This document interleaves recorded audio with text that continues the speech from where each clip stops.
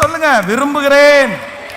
ஆமென். சத்தத்தை கேட்கிறவங்க, ஆன்லைன்ல இருக்கிறவங்க, உங்க ஊர்ல நிறைய பேர் அவங்க நேரடியா இருந்தா பேசுவாங்க நம்மகிட்ட.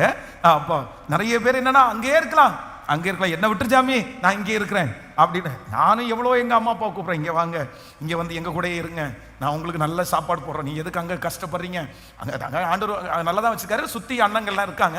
ஆனாலும் சரி, கடைசி காலத்தில் வயசாகும் போது நம்ம கூட இருந்தாங்கன்னா நமக்கு ஒரு சந்தோஷம் அப்படின்னு எல்லாம் நினைக்கிறோம். ஆனால் என்னன்னா, நான் எல்லாம் வரல.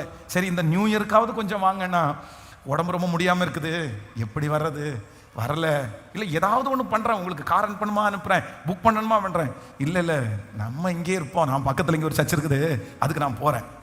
அப்படி என்னன்னா அவங்களுக்கு வந்து என்ன, அவங்க உடம்பு ஒன்று, இன்னொன்று என்னன்னா அவங்க முடிவுக்கு வந்துட்டாங்க, அவங்க ஃபினிஷ்ட் ஆகிட்டாங்க, அவ்வளோதான், நம்ம லைஃப் இனி கேட்கல, எங்கே முடிஞ்சிருச்சு, சாகிற அன்னைக்கு வரைக்கும் முடியக்கூடாது லைஃப். ஆமேனே வரமாட்டேங்குது. நான் என்ன ஜெபம் பண்றேன் அப்படின்னா, இன்னைக்கு பென்ஸ் பாஸ்டர் மரணம் அப்படின்னு போட்டிருந்தாங்கன்னா 2 பிரசங்கம் பண்ணிட்டு இருந்தாலும் செத்து போயிட்டாரியா அப்படின்னு சொல்லணும் தான் நான் ஜெபம் பண்ணிட்டு இருக்கிறேன். இதுக்கு சந்தோஷம் இல்லையா உங்களுக்கு? நான் வந்து சாகிற அன்னைக்கு வரைக்கும் என்ன பண்ணிட்டு தான் சாகணும், பிரசங்கம் பண்ணி ஊழியம் செஞ்சாரு, இப்பதான் பார்த்தேன், இப்பதான் பிரசங்கம் பண்ணிட்டு இருந்தாரு, அதுக்குள்ளே வா ஆச்சரியமா இருக்குங்க அப்படின்னு சொல்ற அளவுக்கு தான் நம்ம சாவு இருக்கணும்.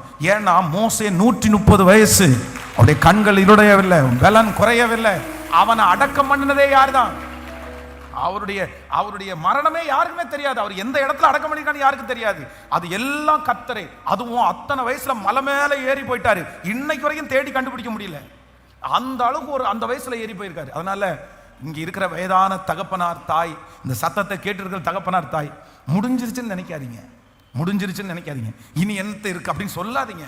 கர்த்தர் உங்களை பார்த்து கேட்கிறாரு, விரும்புகிறாயா? நீங்க உடனே என்ன சொல்லணும்? ஆம் ஆண்டவரே, விரும்புகிறேன். அதான் உங்களுக்கு ஒரு சாட்சியை கூட சொல்லியிருக்கேன்ல.